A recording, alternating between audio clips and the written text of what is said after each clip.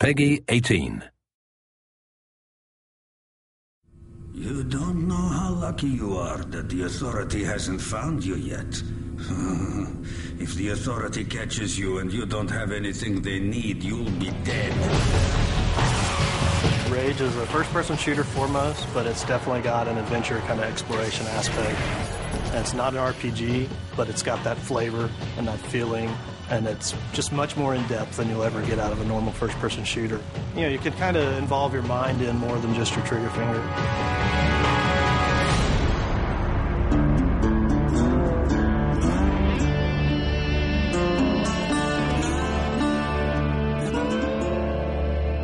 Bad guys in the world, you know, we have everything. There's some bandits around the corner. Do what you can.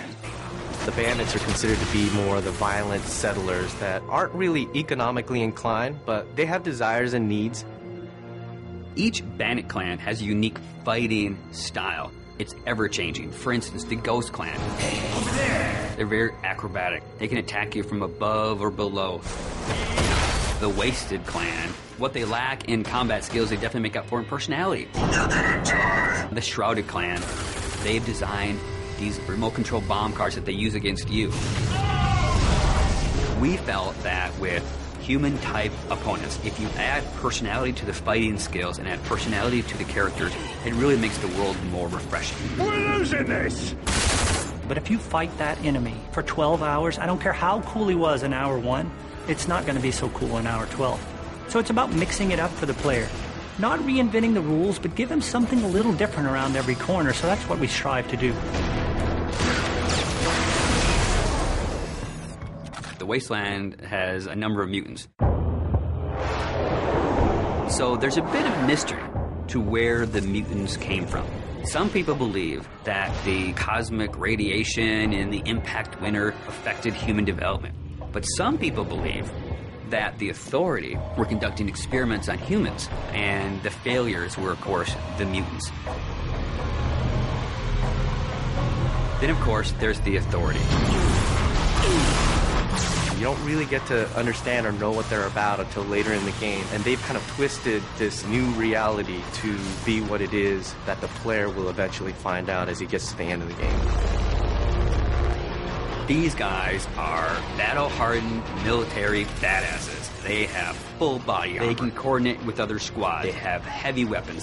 When you go from fighting mutants with sticks to bandits with pistols to facing off against the Authority, it's a different experience. These guys are tough, and they mean business.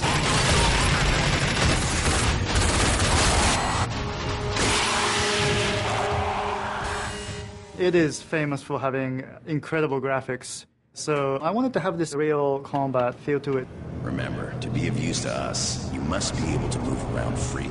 We decided to kind of make animations using motion capture. In Rage, we have upwards of 6,000 animations that have been created.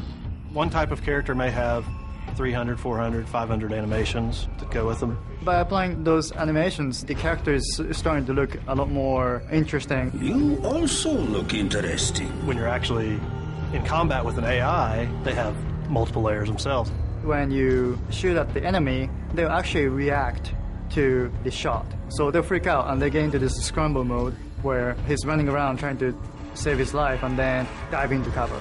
And this is not really scripted, it's just based on what you've done to the enemy, which will change the AI state, and then they will play these different state of animations. And you can interact with them at the time they're doing that, so it's not like they're just stuck in that particular animation. You can shoot them and kill them, and everything happens as you would expect. And all these things work seamlessly together to really make our AI stand out and feel like they're part of the world in a way that you haven't seen in a first-person shooter before. Well, enough with all that. When the player's interacting in a combat scenario, the important thing to do is give them choices. And there should never be a dead point when they're only thinking, oh, I'm just holding the trigger down to kill these guys.